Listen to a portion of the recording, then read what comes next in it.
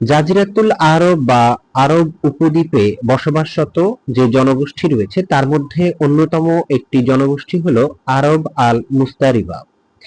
এই আরব আল মুস্তারিবা বলতে কাদেরকে বোঝানো হয়? মূলত আরব আল মুস্তারিবা বলতে বোঝানো হয়ে থাকে এই জাজিরাতুল আরব বা আরব উপদ্বীপের উত্তর অংশের দিকে বসবাসরত যে অধিবাসী রয়েছে তাদেরকেই হচ্ছে এই আরব আল মুস্তারিবা বলা হয়ে থাকে।